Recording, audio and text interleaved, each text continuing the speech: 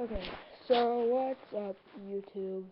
I wanted to make this a only video on this channel because I feel like it needs to be said. Um, so yeah, I felt the best way to do that. Oh yeah, that's through YouTube. So what really brings up the topic for me is recently this week, a man. I don't know how old he was, but a man, he committed suicide, and he also did kill the rest of his family. And he killed his wife, who was Asian, I think she was Chinese, and he killed his twins, who were both 11 month old. They were boys, and that's just, a horrible thing. And apparently he was divorced before that, and he was divorced before that. Sorry for repeating myself.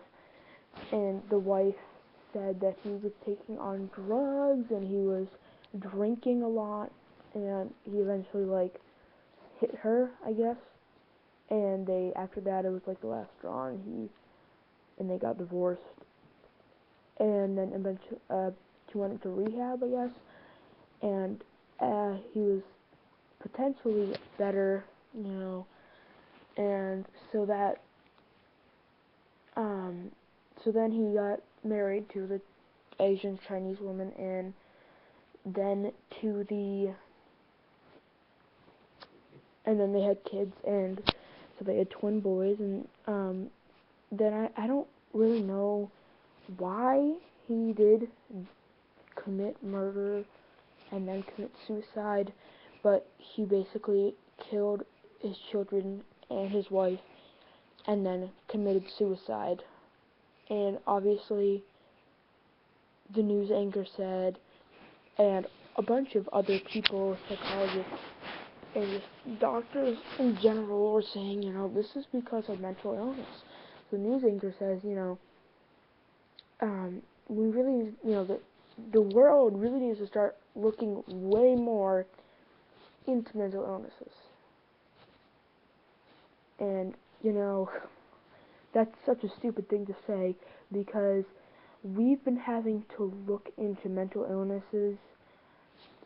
Humans as a whole have been having to look into mental illnesses for, I would say, the past 20 years. Maybe even, I'm sure the first generation of humans, I'm sure at least some of them had some sort of mental illness.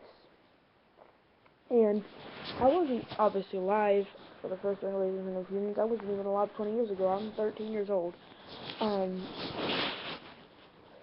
But I just know it's always been a big problem, especially because my parents tell me, both my parents both had depression and anxiety, and they didn't really even get help until they were in their mid to late 20s.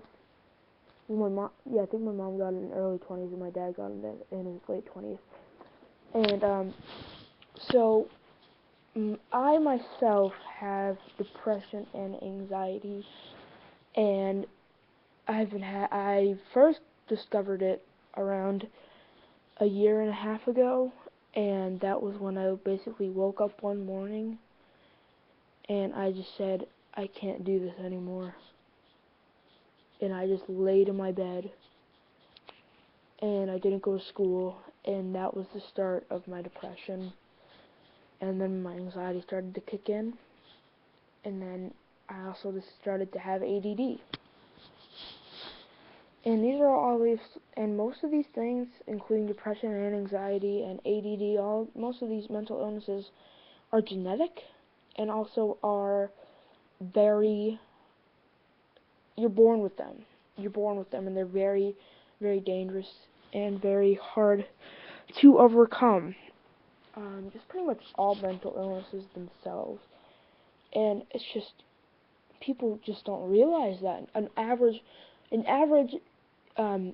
person, your average Joe, you can't say to them, how important do you think mental illness is?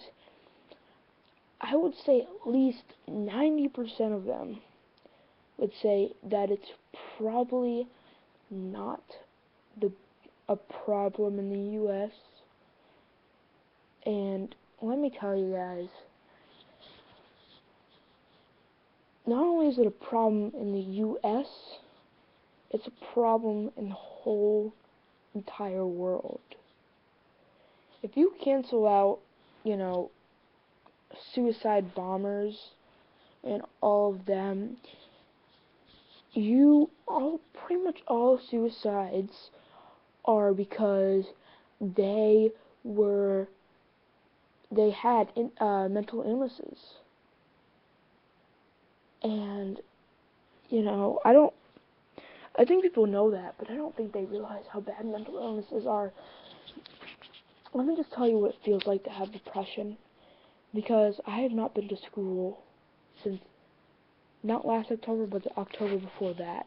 So I'm in 7th grade, so when I was in 6th grade, that was the time that I had consistently been to school, and I had been to school this year as well, but probably only for about 2 months, and it's November 22nd.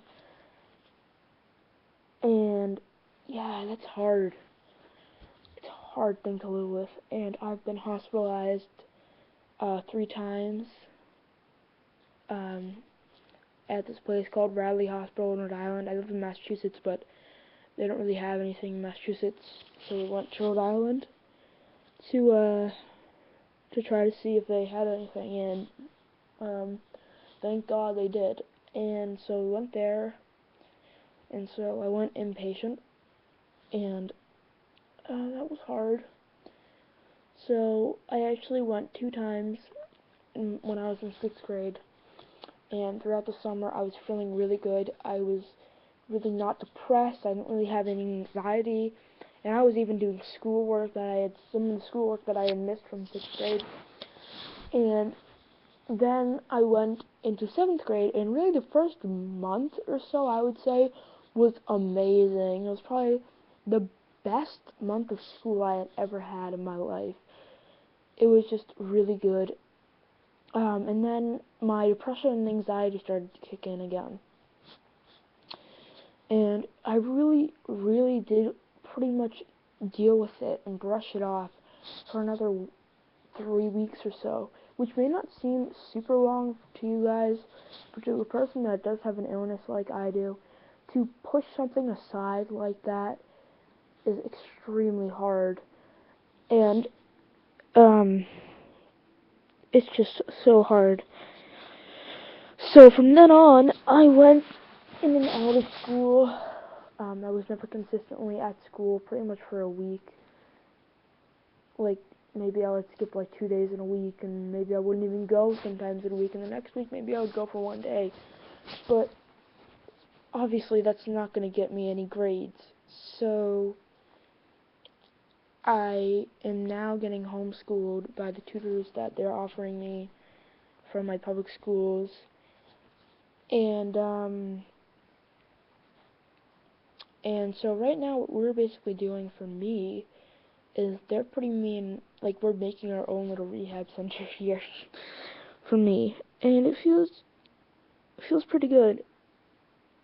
But depression is waking up.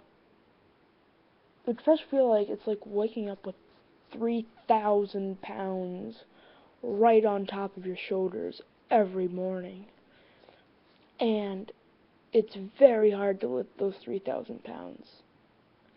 And I say that with a smile, because it's, people think you can't lift 3,000 pounds. That was stupid to say.